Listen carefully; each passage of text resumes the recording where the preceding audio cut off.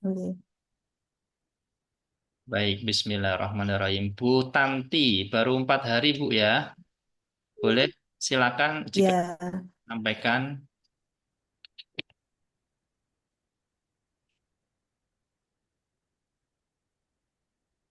Halo,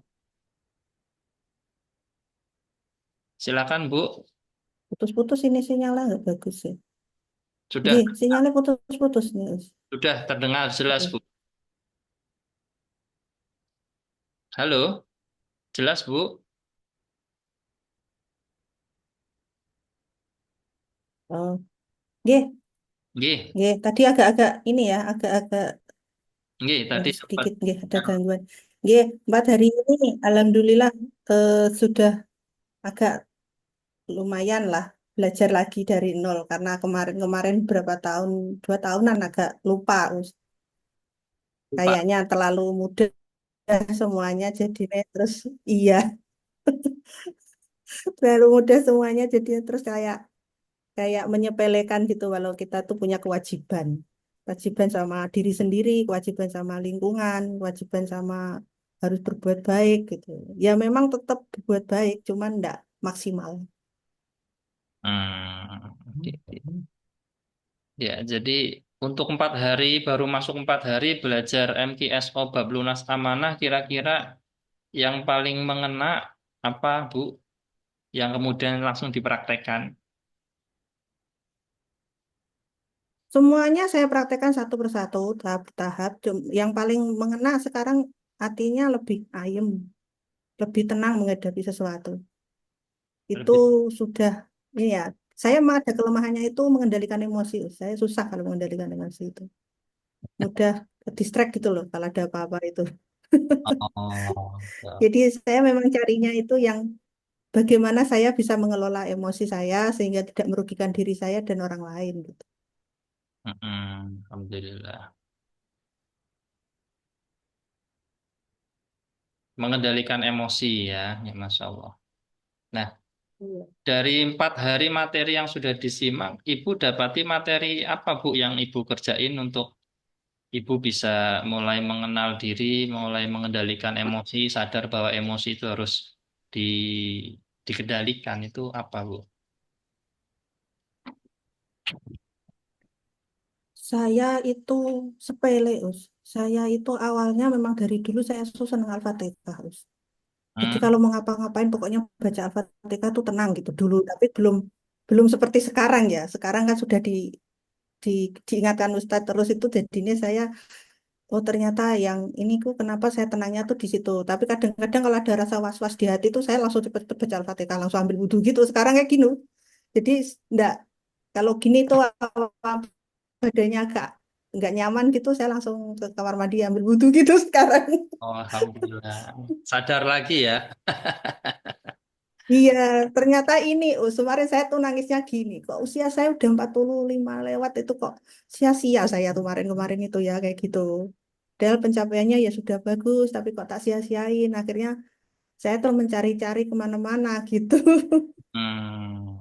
Padahal sebenarnya nggak usah mencari ya, ada di dalam Nggak diri. usah mencari, ada semua loh. Iya, saya tuh baru 4 hari itu menyadari. Jadi saya tuh nangis tuh bukan karena ini ya. Nah, menangisi kebodohan saya sendiri selama 47 tahun itu gitu loh.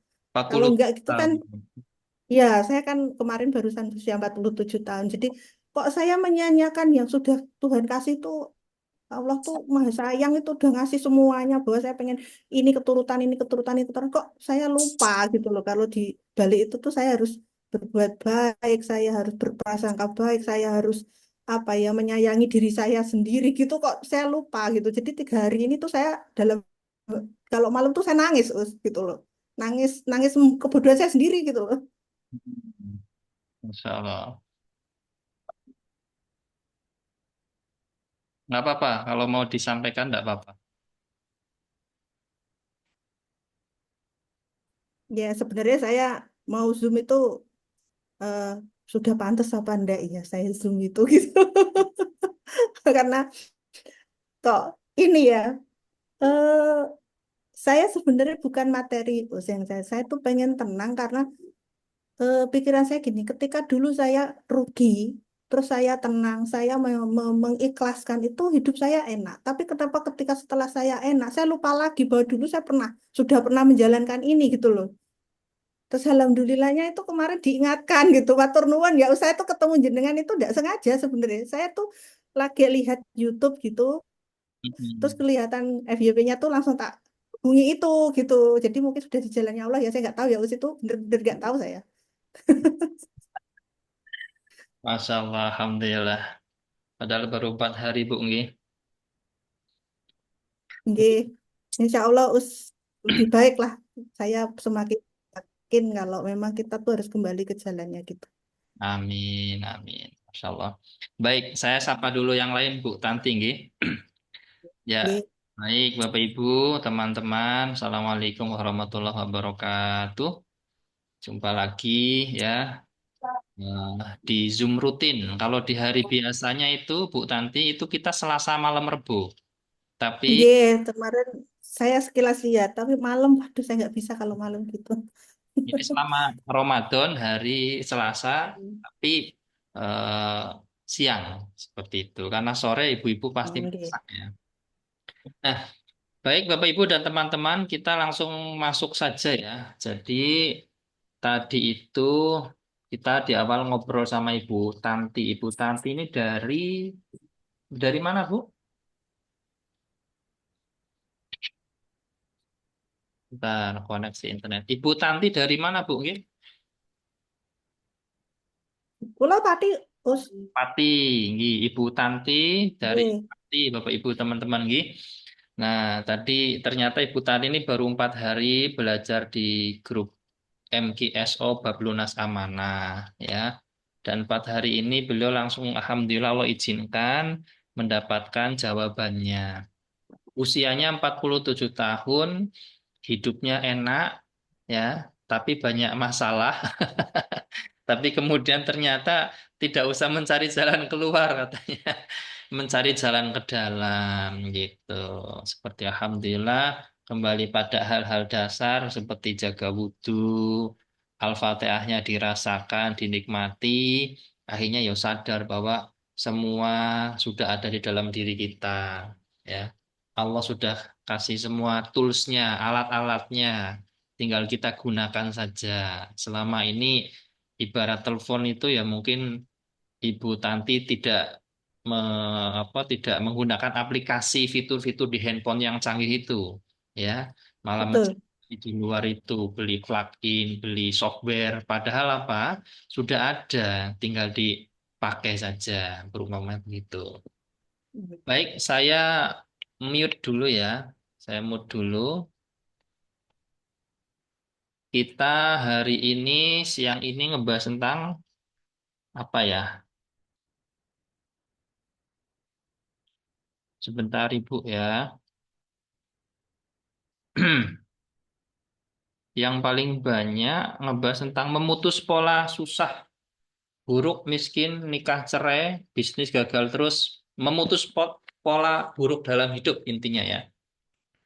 Baik, kita mulai saja. Waktunya efektif tinggal 20 menit ya. Bismillahirrahmanirrahim. Assalamualaikum warahmatullahi wabarakatuh. Alhamdulillah wa syukurillah la haula wa la quwata illa billah. Allahumma sholli ala sayyidina Muhammad wa ala ali sayyidina Muhammad. Ya Fatah, ya Alim, ya Hanan, ya Manan, ya Salam, ya Arhamar Rahimin. Semangat siang Bapak Ibu, teman-teman yang lapang hatinya, lapang rizkinya, yang istiqomah dalam kebaikan dan perbaikan, yang hidup dan kehidupannya semakin kuat, sehat, kaya raya, makmur, sentosa, banyak uang, banyak duit, banyak aset, sejahtera, mulia, yang terjaga selalu rasa pancaran vibrasi syukur makmur berlimpahnya, sehingga apa yang menjadi harapan, hajat, cita-cita, bahkan impian pasti ya pasti hadir dalam hidup panjenengan semua, dalam hidup kita semua. Amin ya Karim. Terlebih khusus di bulan Ramadan ini ya, dijaga rasanya Bapak Ibu. Nggih.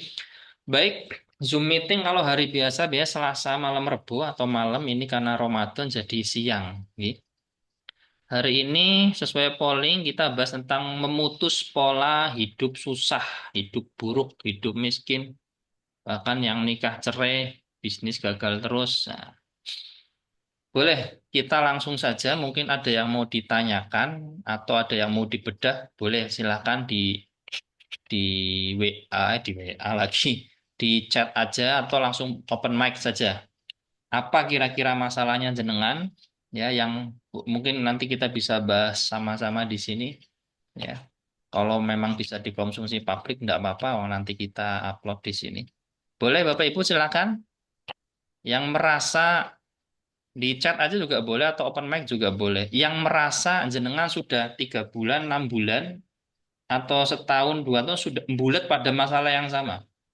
Misalkan utang, atau sudah nikah, kawin cerai udah nikah, udah nikah lagi, udah nikah, rumah tangga tidak lama, kemudian pisah, kemudian nikah lagi, atau uang itu kayaknya keluar masuk gitu aja. Boleh silakan di chat saja, atau mau open mic boleh. Ada?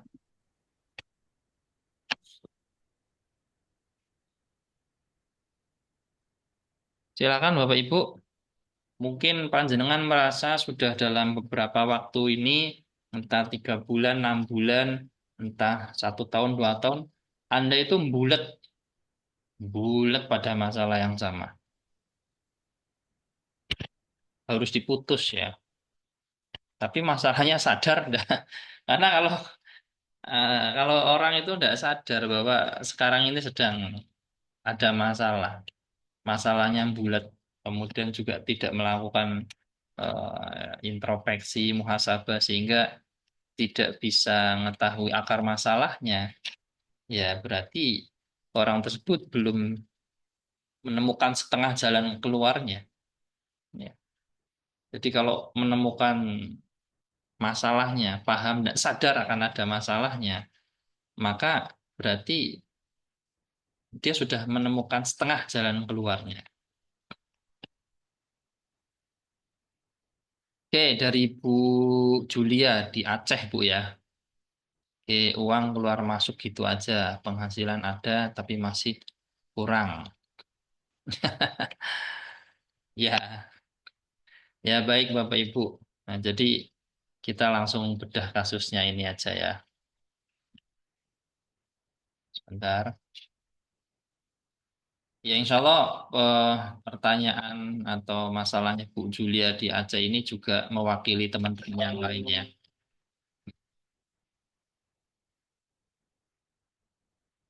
Orang yang bijak dalam aspek keuangan biasanya dia bijak dalam dalam aspek kehidupan yang lainnya. Ya, maka orang yang punya masalah uang keluar masuk gitu aja penghasilan tapi merasa kekurangan biasanya kalau orang Jawa itu bilang kendi bocor ya, kendi bocor ya. Jadi kita masuk dulu di ranah otak kirinya dulu, ya, otak kirinya bahwa kebutuhan itu kan ada primer, sekunder, tersier. Itu dipetakan dulu, Bu, ya, dicatat, dirilis dulu. Nah, itu. Kebutuhan primernya berapa, sekundernya ada nggak, berapa, tersiernya ada nggak, berapa. Nah, nanti dibuat pos-posnya dulu. Nah, biasanya kalau sudah kemudian panjenengan merasa cash flow-nya itu ndak ndak ini ndak stabil, ya, memang biasanya karena sabotase internal atau pikiran bawah bawah sadar, ya, pikiran bawah sadar. Jadi uang itu energi, ya. Uang itu kan sebenarnya harusnya bergerak, ya. Kalau tidak bergerak, kalau dia tertahan, ya, maka yang namanya tertahan berarti kan tidak jalan. Nah, hanya memang di sini yang harus dipahami di otak kirinya dulu nih ya, adalah kita disiplin pada perencanaan keuangan di aspek kebutuhan primer, sekunder, tersier. Bahasanya kan primernya berapa diidentifikasi dulu, ya. Sekunder kalau ada ya diidentifikasi, kemudian tersier kalau ada ya diidentifikasi. Ya, tahu ya, primer, sekunder, tersier. Mulai dari sini dulu ya.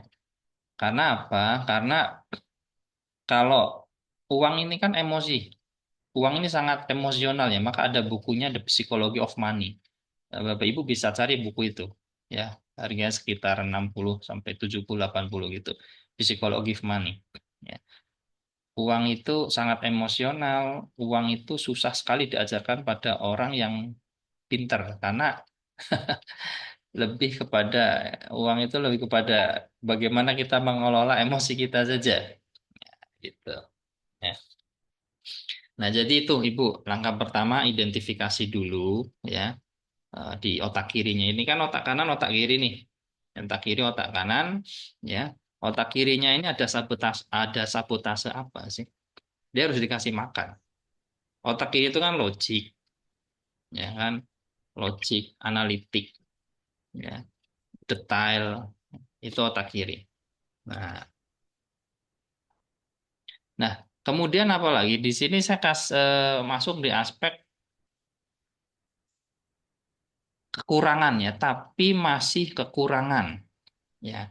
Ya ini sebenarnya diidentifikasi dulu dari kebutuhan itu tadi, primer, sekunder, tersiernya itu tadi. Itu secara logika. Tapi di luar itu pastinya di pikiran bawah sadarnya Ibu Julia ini ada sabotase internal. Nah, ada sabotase internal di pikiran bawah sadarnya. Saya boleh bertanya ke Bu Julia, kira-kira Bu, saat ini deh, saat ini atau saat ketika jenengan pegang uang, ya, emosi atau pikiran atau perasaan apa yang sering muncul? Contoh nih, ketika pegang uang, jenengan langsung langsung ting ting ting di sini, oh pos pos pos itu kita istilahnya ya, untuk bayar sekolah, untuk bayar anak. Jadi uangnya baru masuk, begitu juga emosi negatif atas uang itu langsung masuk untuk bayar tagihan, untuk bayar sekolah, untuk beli kebutuhan pokok dan sebagainya. Kan sering saya sampaikan kalau awal bulan ya, bahwa ciri-ciri orang yang akan berkelimpahan adalah energi atau perasaan atau pancaran atau vibrasi ketika dia mendapatkan uang itu anggap saja eh, satu ya, senang kan, bahagia, tetapi ketika mengeluarkannya itu dia energinya malah berlipat. Istilah sederhananya, ketika dapat uang itu bahagia, ketika mengeluarkan uang itu lebih bahagia. Paham ya? Nah, gitu. Boleh silakan dijawab Bu Julia kira-kira kalau memang mau dijawab ya nggak apa-apa ya. Uang keluar masuk gitu aja, penghasilan ada tapi masih kekurangan. Kira-kira Bu, yang lain juga boleh ya. Kalau mau jawab boleh ya. Berlaku untuk yang lain deh wis gak apa-apa. Ya, jadi cek perasaan Anda. Kira-kira Bu Enda, Bu Sukini, Bu Sunarwi, Bu Tanti, Pak Zas, Pak Supangat, Ibu Sri Yunani ini, ketika jenengan dapat uang, itu pikiran dan perasaan apa yang muncul? Emosi, perasaan apa yang muncul ketika dapat uang? Kadang itu kan dijumpai gini, ibu-ibu itu, saya punya tagihan ya, punya tagihan.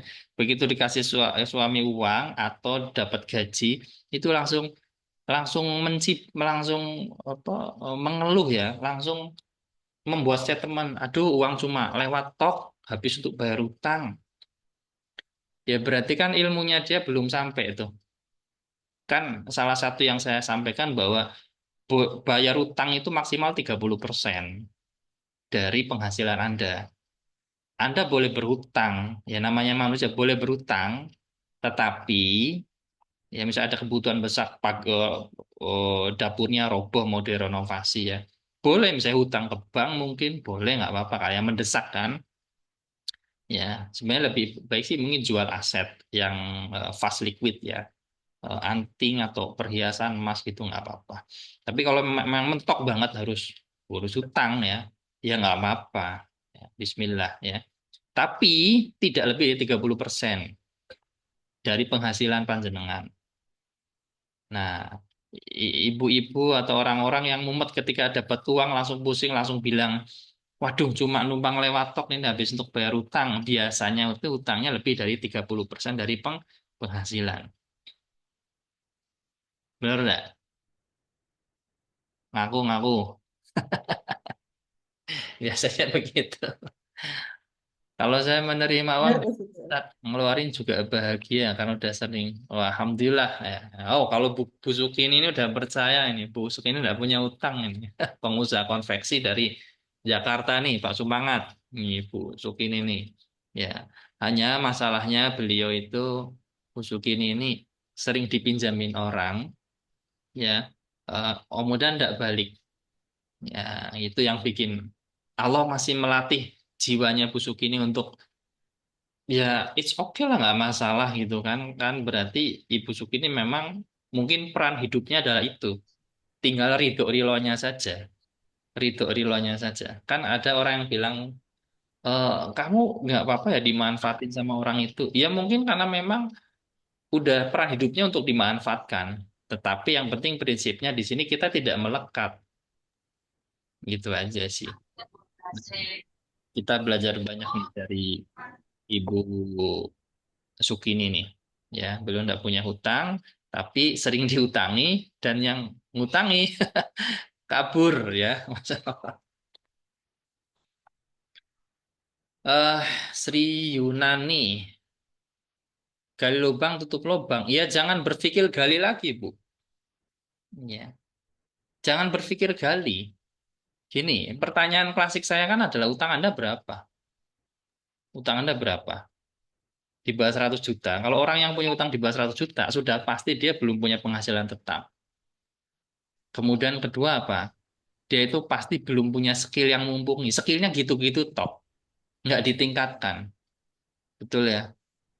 Nah, dan masih belajar ngatur keuangan. Nah, itu udah pasti utangnya di bawah 100 juta. Kalau sedang down sedikit, mentalnya kena, kena hand, pasti mikirnya hutang lagi. Maka ini kan banyak ibu-ibu nih. Untuk ini memutus, untuk memutus pola, ya, pola Anda muter-muter pada masalah keuangan, dalam masalah apapun sebenarnya sih. Yakni salah satu caranya Anda mengendalikan namanya BTP. Apa? BTP. Apa itu BTP? BTP itu B-nya adalah bacaan, yang T-nya itu tontonan, P-nya itu pergaulan. Kan Zoom yang Bilahari itu ada cerita ya, seorang ibu rumah tangga ya punya hutang 40 atau 60 juta itu saya lupa. Saya hanya tanya, beliau menyimak materi ya, kemudian saya tanya, eh, dari materi yang sudah disampaikan yang paling masuk akal menurut beliau itu apa itu. Ternyata setiap mau tidur, ibu ini nontonnya yang negatif-negatif. Nonton media sosial yang perceraiannya, yang orang-orang hidup susah lah, yang konten-konten yang negatif lah. Ya. Akhirnya apa? Beliau dipahamkan di materi itu bahwa penciptaan nasib manusia itu paling kuat ketika mau tidur. 20 menit, kurang lebih 20 menit ketika mau tidur. Yang Anda tonton, yang Anda simak, yang Anda dengar, yang Anda lihat, ya ditangkap oleh indera, dirasakan. Nah, itu terkirim ke alam semesta, itu akan dikembalikan ke jenengan. Maka kemudian ibu ini merubah pola. Kalau mau tidur, ya ngaji doa zikir amalan, nonton yang indah-indah, ya, nonton yang seneng-seneng, yang happy-happy, bukan sinetron yang tidak jelas, ya, berpikir dan berperasaan bahwa sudah tidak punya hutang, berkelimpahan, makmur sejahtera, uang mudah datang, keluarganya mencintainya, suaminya mencintainya, anak-anaknya, itu aja dibayang, dipikirkan, dirasakan seolah-olah sudah terwujud. Ternyata insya Allah nggak sampai 2 bulan, beliau mendapati keajaiban, ya kan? Rezekinya gamblang, rezeki dari suami juga gamblang, suaminya dapat proyek, utangnya lunas, ya. Nah itu. nonton konten yang buruk ini biasanya kan kebiasaan ibu-ibu mau tidur. Itu. Nah, itu juga sebenarnya bagian dari cara kita memprogram kembali pikiran bawah sadar. Kelihatannya sederhana, tapi tidak mudah loh. Kalau sudah terbiasa mau tidur itu mikirnya yang jelek-jelek untuk digeser. Kalau mau tidur mikir yang baik-baik itu tidak semudah membalikan telapak tangan. Karena kita berhadapan dengan kebiasaan. Kita berhadapan dengan program pikiran yang tanpa kita sadari. Oke. Lanjut, silakan jika ada yang mau bertanya lagi,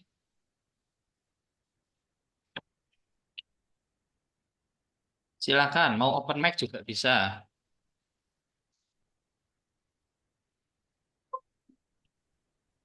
Silakan.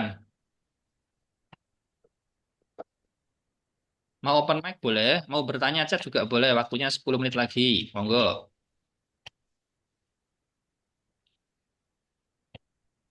Eh,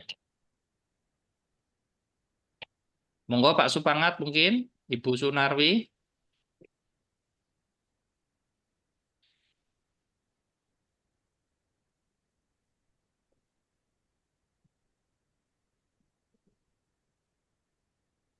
Monggo jika ada yang mau ditanyakan Ibu, Bapak,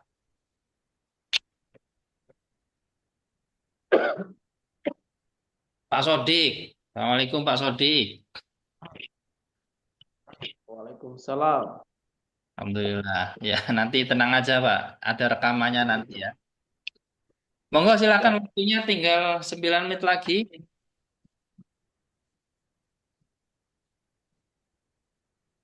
Ada yang mau ditanyakan? Nah, jadi kalau ndak ada sambilan ya. Jadi sadar atau tidak Bapak Ibu, kita itu setiap hari aktivitas kita itu membentuk sebuah pola, ya, pola keberhasilan, pola kegagalan, dan itu berlangsung sangat cepat, berlangsung sangat cepat, ya. Maka ketika seseorang itu bulat pada masalah yang sama, seharusnya dia sadar bahwa dia sedang menjalankan sebuah pola program di pikiran bawah sadarnya, ya. Itu, itu kuncinya di situ. Ya. Perhatikan apa yang sering ditonton. Perhatikan apa yang sering diikuti. Perhatikan apa yang sering dipikirkan. Perhatikan apa yang sering dirasakan. Kan jelas bahwa Allah tidak akan merubah nasib orang itu kalau orang itu tidak merubah apa yang di dalam dirinya. Apanya sih?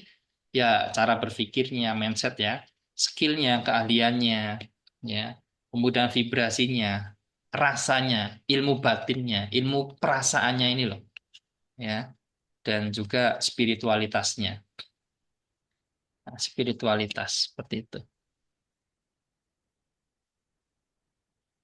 Begitu kurang lebih ilmu dasar bagaimana memutus pola hidup susah, pola hidup buruk, ya. Kemudian ada yang bertanya, saya tahu Ustaz bahwa untuk sukses itu kita harus berilmu, harus belajar.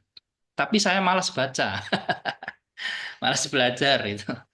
Ya berarti Anda sedang tersabotase, kena pikiran bawah sadarnya itu kena sebuah program malas itu. Paham ya? Berarti Anda kena bisa mental block, bisa abundance block. Kebetulan di ruang sebelah itu lagi ada pesantren online ya yang temanya itu spirituality spiritualitas prosperity dan abundance. Ya, kita ngebahas tentang abundance block gitu. Jadi contohnya gitu kalau orang sudah tahu, sadar nih di level sadar, sadar ya bahwa ya untuk lunas hutang misalnya Ibu Sri Yunani nih, untuk lunas hutang, iya harus apa? Harus akur di rumah tangga, ya kan? Sama suami akur, ya kan? Rumah tangga rukun sama anak juga tentrem. Harus ada keahlian, ditukar kan energinya ke semesta kan? Nah, harus belajar, ya. Tetapi apa? Tetapi faktanya apa?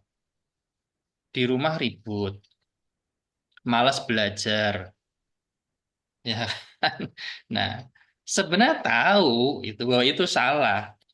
Anda sedang terus ditarik oleh sebuah program yang sudah tertanam bahkan tanpa Anda sadari di pikiran bawah sadar. Fa'alhama fujuraha wa taqwaha. Allah sudah kasih tuh suges itu kan saran ya.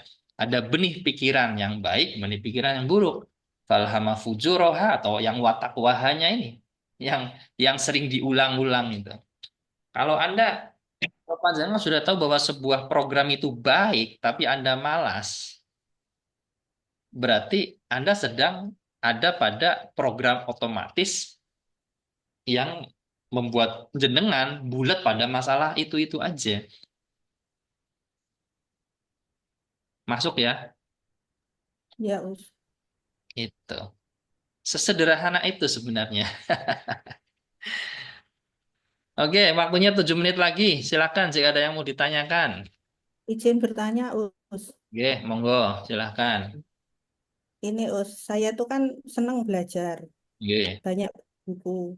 Tapi kadang sampai di tengah itu bosen gitu sama temanya. Atau eh, timbul malas gitu. Kayaknya, udah pernah nih ilmunya gini. Nah, itu cara ngatasinya gimana, Us? Terus saya tuh juga dulunya mudah untuk ngapal ke ya. Sekarang tuh susah kalau menghafal ke sesuatu. Pripun, Us, itu. Ya, pertanyaan paling sederhana pertanyaan lagi, pendekatan sederhana untuk mengatasi sebuah masalah. Itu sebenarnya pendekatan spiritual. Itu pertama, Bu. Dari banyak hal yang saya pelajari itu paling efektif pendekatan spiritual. Yang punya Ibu Tanti itu siapa sih? Gusti Allah. Nggih. Yang punya pikiran itu siapa sih? Gusti Allah. Allah. Ya, maka berdoa sebelum belajar, tapi doanya dipahami. Doanya bukan level lisan saja, tapi level rasa batin. Ya, kalau nggak bisa Arabnya, Indonesianya juga nggak apa-apa. Yang inti dari doa itu adalah berterima kasih present moment, Bu. Present moment itu seolah-olah sudah terjadi. Jadi untuk kasusnya Bu Tanti, jenengan bisa sambil ngelus dada atau tapping ya istilah psikologinya tapping. Narasinya begini. Bismillah, alhamdulillah, terima kasih ya Allah. Meskipun saat ini saya merasa susah nanggep ilmu, males baca buku. Tapi saya Faktor menerima. usia sih. Kenapa? Lupa-lupa kalau faktor usia. Ya, itu kan konfirmasi juga. Jadi sesuatu yang dikonfirmasi makin kuat, Bu. Ibu boleh cari di internet banyak ya. Profesor usia 72 masih belajar, ya kan? Ya nggak? Orang umur 50 tahun masih kuliah dan sebagainya. Jadi sesuatu itu semakin tebal, semakin diiyakan menjadi sebuah program pikiran kalau kita konfirmasi. Boleh nggak apa-apa kalau Ibu diterima dulu ya bahwa oke, saya ulangi ya, diterima dulu kalau misalkan saya anggap Ibu Tanti ini eh, emosinya adalah emosi sudah tua, jadi ilmu susah masuk, begitu ya. Ya, Maka diterima dulu. Bismillah, alhamdulillah, terima kasih ya Tuhan, ya Allah. Meskipun saat ini saya merasa usia saya sudah sepuh sehingga ilmu itu sulit masuk. Tapi saya memilih untuk bahagia penuh syukur tanpa syarat. Saya menyayangi, menerima diri saya apa adanya seutuhnya.